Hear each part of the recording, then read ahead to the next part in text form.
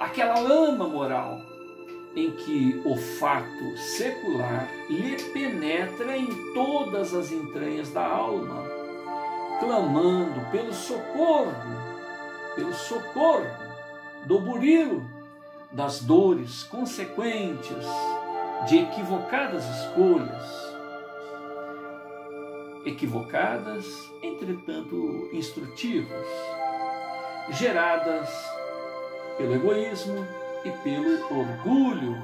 Repetindo, de alma desdobrada, Giuseppe encontra uma dupla realidade. De um lado, a de alcançar as vibrações nobres, tranquilas, seguras, de irmãos de vanguarda, que sabem aguardar o lento progresso intelecto-moral nos caravaneiros da evolução. E de outro lado, aquela lama moral em que o fato secular lhe penetra em todas as entranhas da alma, clamando pelo socorro do burilo, das dores consequentes de equivocadas escolhas, equivocadas, entretanto instrutivas, escolhas geradas pelo egoísmo e pelo orgulho. A sensação de inutilidade, impotência diante dos ventos do imediatismo lhe rouba o sorriso do rosto, empalidece o seu semblante, lhe tira o apetite. É como se ele, Giuseppe, recusasse absorver os tóxicos que advêm das arbitrariedades cometidas ao seu redor. Entretanto, ele, Giuseppe, rememora as suas próprias condutas equivocadas que resultaram em seus desafios atuais. Ele, Giuseppe, se entrega ao coração do Altíssimo para que lhe faça estar pronto o suficiente para contribuir no seu melhor, junto àquele oceano de caudais avessas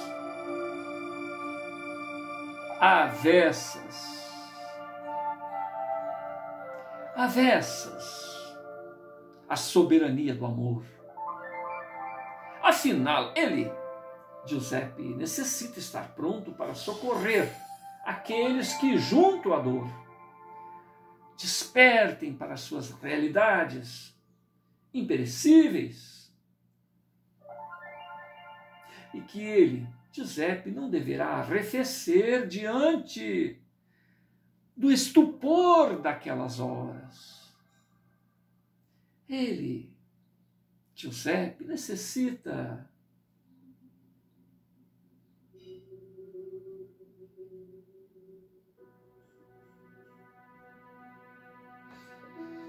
ele cogita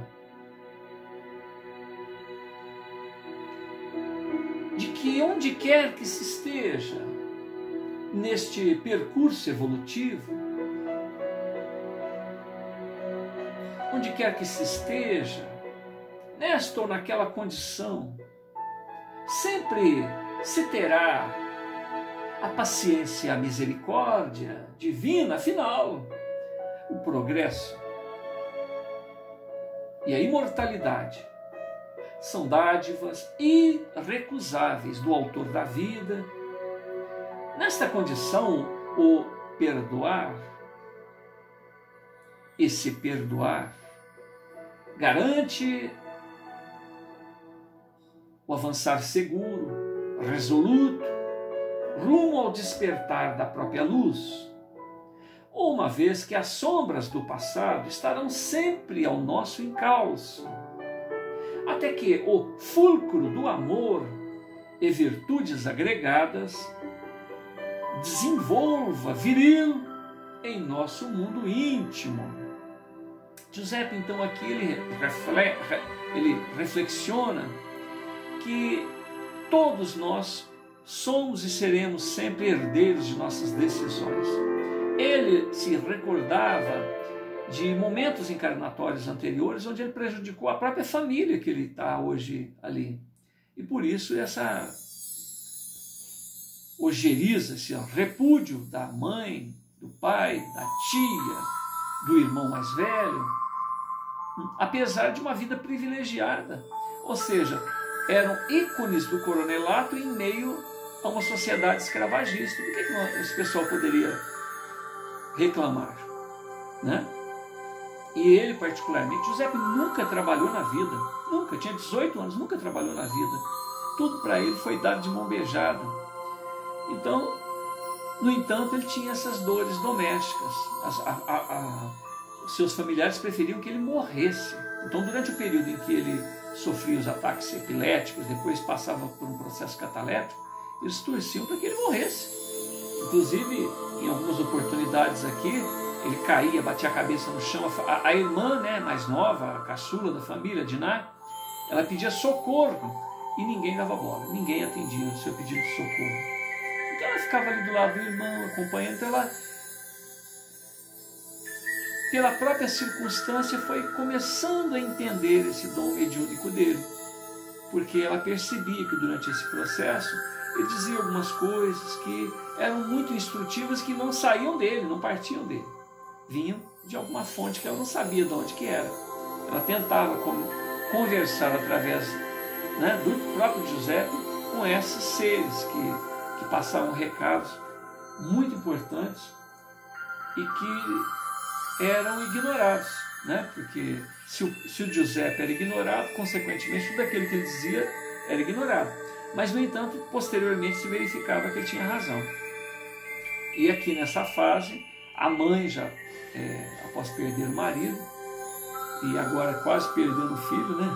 Perdendo o patrimônio quase, porque a sociedade local ali fizeram um boicote em relação a eles, não deixavam eles negociarem, né? Ameaçavam para que eles saíssem dali, porque senão eles certamente seriam mortos. Ofereciam um preço irrisório pela propriedade deles ali. Então, diante de todas essas circunstâncias, uma senhora, tanto a dona Felina, a mãe do Giuseppe, da Diná e do Sarvin, como a irmã, né, a Norma, eram pessoas superficiais, estavam preocupadas com a aparência, preocupadas se tinha ruguinha, se tinha um pouquinho de gordurinha a mais, se o vestido que era da moda, se a outra tinha um igual. Ou seja, ela estava preocupada com essas futilidades, né, da vida. Agora, a partir daqui, né, ela já começa a se interessar pelo José, pela filha, Diná, pelo Sarvin, e ela começa a se preocupar com a situação social. Tanto é que o início aqui da leitura é o finalzinho da resposta do Giuseppe em relação à pergunta que ela fez. Filho, nós somos ricos. Se ele era o ícone, se o pai era o ícone do coronelato, você imagina a riqueza que eles tinham. Que culpa que eu tenho? Que culpa que nós temos de sermos ricos? Né? Honestamente, ou de maneira legal, pelo menos, nós conseguimos esse patrimônio. Aí o Giuseppe dá uma aula de história para a mãe, falando a respeito de como os coronéis, como as pessoas que tinham o que tinham, muito embora sem qualquer documento, vamos lembrar isso, até então, né, porque aí dá uma aula de história contando que após a chegada após Portugal, né, se assenhorear do Brasil, teve num primeiro momento a Carta de Sesmarias, que é a divisão do Brasil em 15 capitanias, 12 das quais foram fracionados ao bel prazer dos beneficiários, dos donatários. E durante 387 anos, aproximadamente, 382 anos, até o primeiro registro que teve, que foi o registro do vigário. A própria igreja,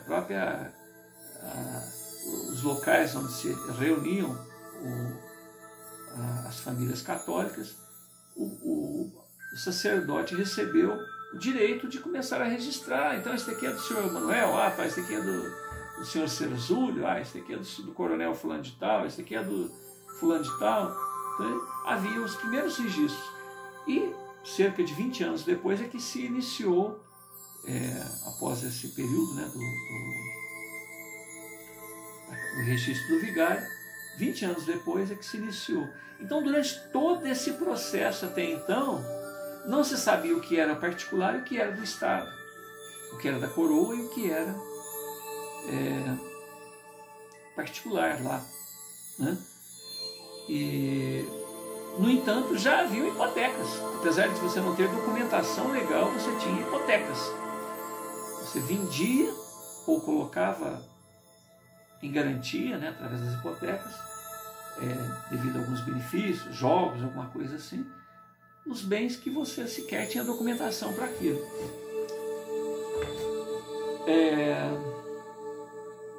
Então agora Giuseppe está ali, conversando com a família.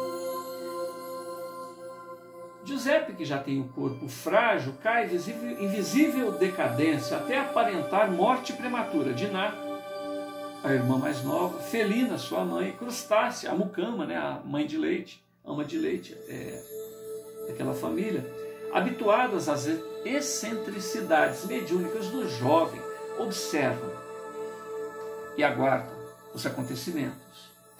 Até que da boca de Giuseppe surgem alguns murmúrios, ao que Diná aproxima os seus ouvidos dos lábios do irmão, e uma voz advena, inspiradora e tranquila, assegura: queridas irmãs, que a paz de Jesus permaneça em nossas almas famintas de luz e paz. Não temais os acontecimentos, nem pela saúde de Giuseppe, que está apenas debilitado. Seu espírito é forte e logo o seu corpo se restabelecerá. Procurem estar vivo. Lembre, ele deve lembrar ao seu grupo, ao grupo do coronelato, que os revoltosos não são insubordinados gratuitos ou meros vândalos. A calma e o raciocínio devem resolver de maneira pacífica este embaraço. Trabalhadores e escravos apenas querem se alimentar. Eles não têm ambições maiores que a sobrevivência. Não querem o patrimônio de seus senhores. São movidos pelo desespero avocado na fome dos filhos.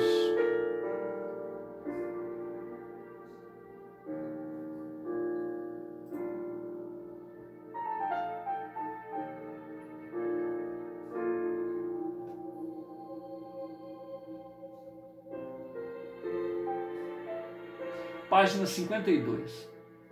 A situação atual é decorrente da insensibilidade, da incompreensão do senhorio a respeito da fome e do desespero.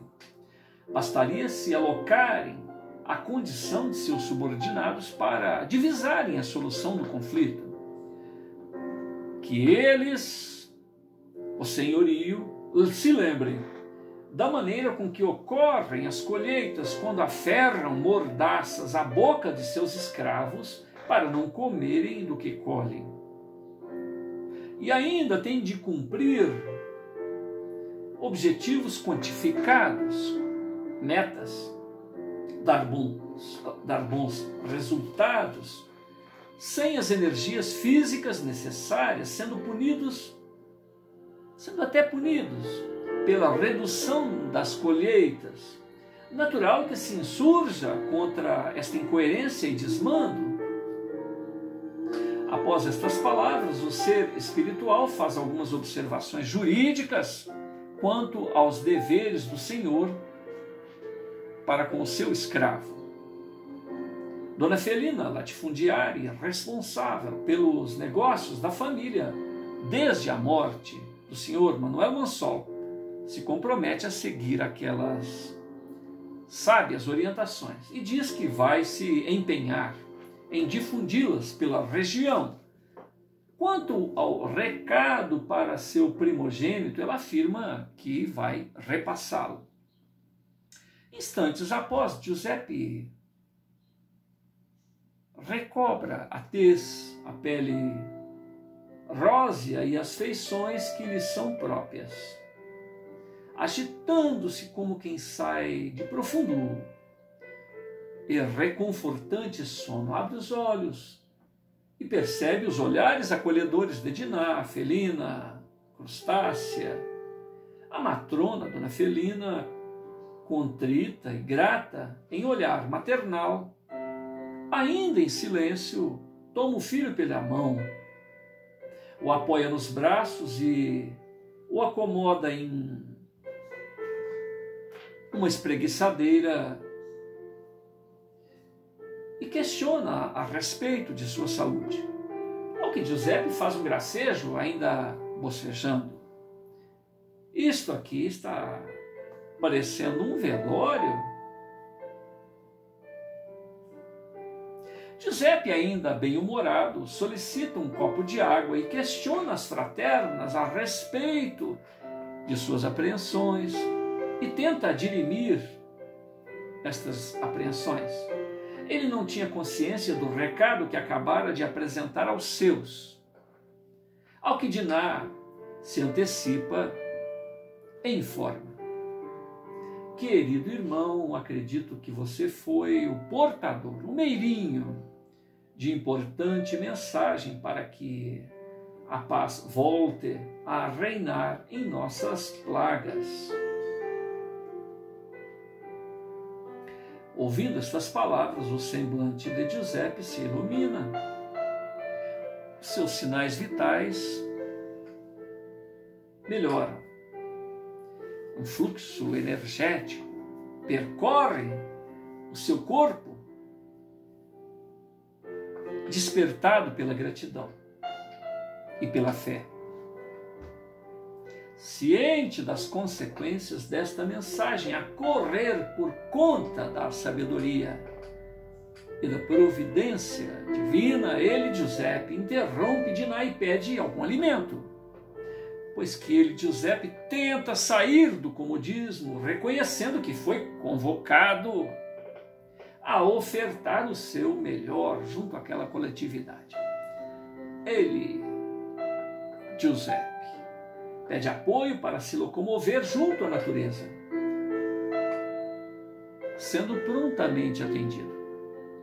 Estranhamente, ele inicia acisado e efetivo diálogo com as plantas, com os pássaros e pequenos seres, pequenos animais, dizendo em voz alta que devem permanecer vigilantes a partir daquela data, pois que receberiam a visita do Altíssimo e que, se estivessem dormindo, não teriam a oportunidade de ouvir. Importante mensagem dos lábios divinos, caminhando com dificuldade entre diversos seres da natureza. Ele, Giuseppe, mantém circunspecto e objetivo diálogo, ora com um, ora com outro ser da natureza. Página 53. Agregados, trabalhadores diversos que por ali estavam, observam o senhorzinho com as suas corriqueiras esquisitices. Embora não o ironizasse, lamentam que alguém que nasceu em família tão privilegiada tivesse tão pouco juízo na cabeça. Entretanto, sua genitora, Dona Felina, e sua irmã caçula, Diná, apreciam aquelas atitudes inocentes, descomplicadas, quais as próprias infâncias, onde cria-se o mundo ideal, cheio de fantasias. Entretanto, elas reconhecem que no fato em questão, aquela postura, aquela atitude de Giuseppe, o caso é outro. Ali havia um mistério ao qual não tinham a acuidade investigativa necessárias para desvendar. só lhes restando apreciar e se comover. Acima de tudo, estavam gratas por saber que Giuseppe estava recuperado e conectado ao seu habitat. Giuseppe busca se aproximar do primogênito e este, Sarvin, tenta se esquivar do encontro. Entretanto, Giuseppe o retém em sincero, acalorado abraço. Sarvin se esforça por se desvencilhar daquele gesto fraterno. Entretanto, uma força estranha o obriga a se render. E isto desperta sua curiosidade e o impele à interação, a dar atenção ao que Giuseppe ilumina em seu rosto um largo sorriso e improvisa um diálogo. Estimado irmão, como é bom ter a sua presença em nossa casa e saber que a sua audácia, a sua força nos protegem. Confesso que muito admiro a sua nobreza de caráter, embora tenhamos diferentes pontos de vista. Giuseppe tenta mais algumas palavras, entretanto, a interação é difícil. É difícil para Sarvin, que já o evita desde longa data. A improvisada gentileza de Giuseppe comove o primogênito. Todavia, Sarvin teima em se afastar, no que é respeitado por Giuseppe, que contabiliza as dificuldades superadas e percebe que Sarvin está próximo de ser conquistado. Então Giuseppe, se ajoelha e agradece a Deus pela infinda clemência que permite a cada um se reconciliar com os próprios equívocos.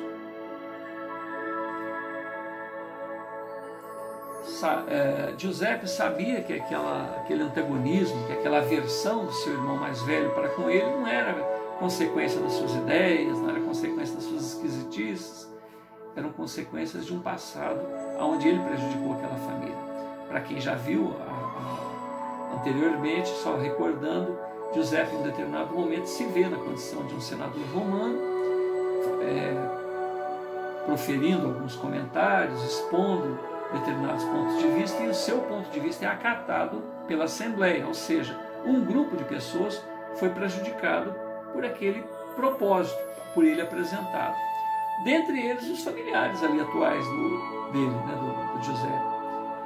E nessa oportunidade ele chegou a ver a irmã mais nova, a Dinah, ajoelhada nos pés dele, pedindo para que ele mudasse aquele posicionamento, porque aquilo estava prejudicando muito eles. Então essa irmã mais nova tinha uma alma muito nobre, quer dizer, ela implorou para que o Giuseppe, na época senador romano, mudasse aquele ponto de vista, né? Não prejudicasse tanto eles ali.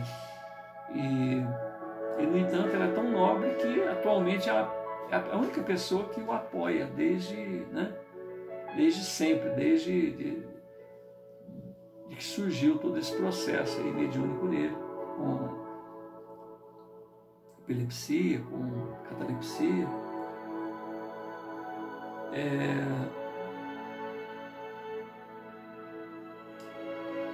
Mais difícil é o diálogo entre os interesses da elite e os dos escravos, considerados meros animais, animais de produção, animalia domada e sem alma, adquiridos através de vil e lucrativo comércio, com vida útil de 10 anos, 5 dos quais traziam o retorno financeiro do investimento aplicado, ou seja, a aquisição do escravo era 5 anos eles estariam pagando o investimento para manter o escravo ali, para ter o escravo retirado lá das plagas africanas e tê-los ali em sua propriedade.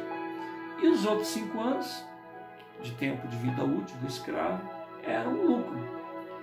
Bestas utilizadas em serviço doméstico, urbano, mineração, lavoura.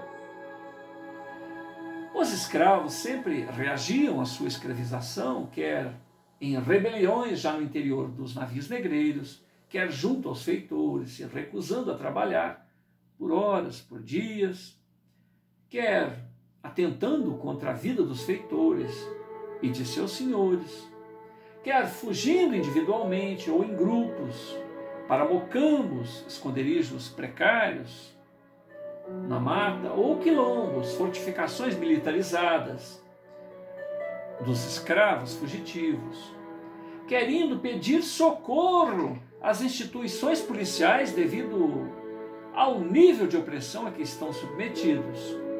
Alguns impetram disputas judiciais para intermediar a venda de parentes. Ou seja, os escravos buscavam até a justiça para que os seus parentes não fossem separados, né?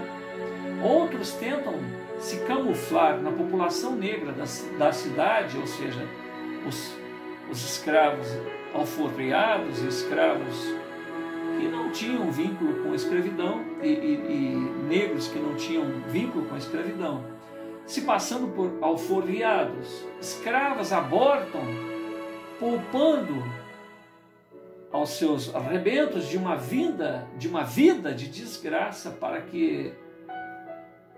os filhos. E muitos dos cativos se suicidam. Então,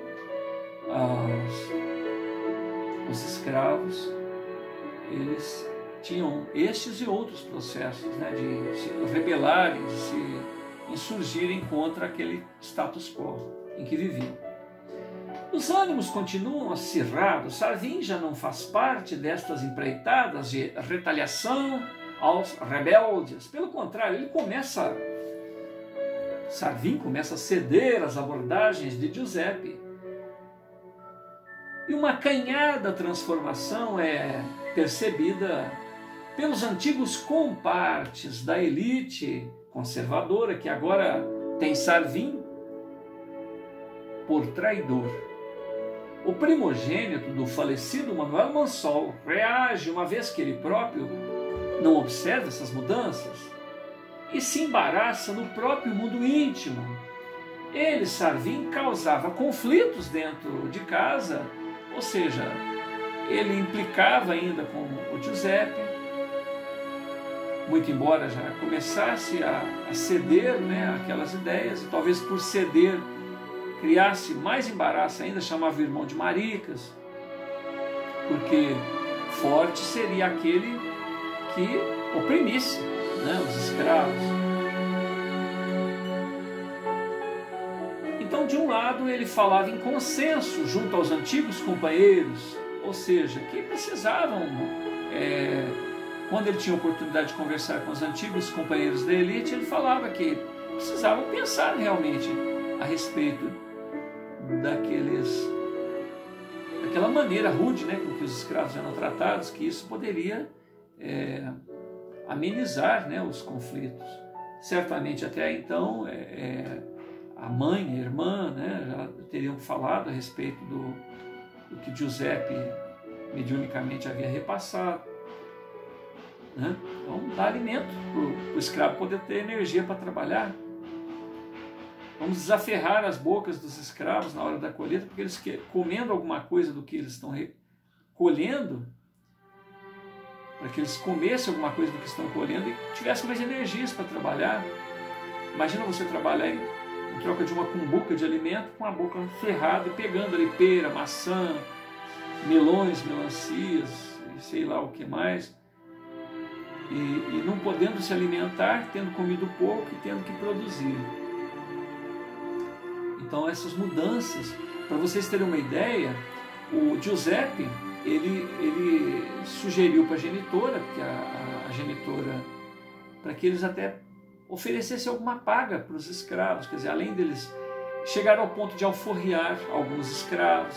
Com o tempo eles alforriam todos os escravos e começam a comprar escravos dos outros fazendeiros, dos outros latifundiários, e alforriam também. Então veja bem o que vai acontecendo a partir da influência do Giuseppe. E ao mesmo tempo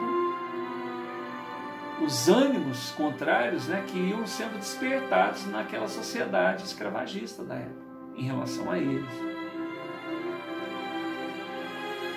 Então, de um lado, até então, o Sarvin, que começava a ceder as ideias do Giuseppe, causava conflitos dentro de casa. De outro lado, ele estava lá junto aos companheiros, tentando pedir para que eles amenizassem um pouco as dores dos escravos, né?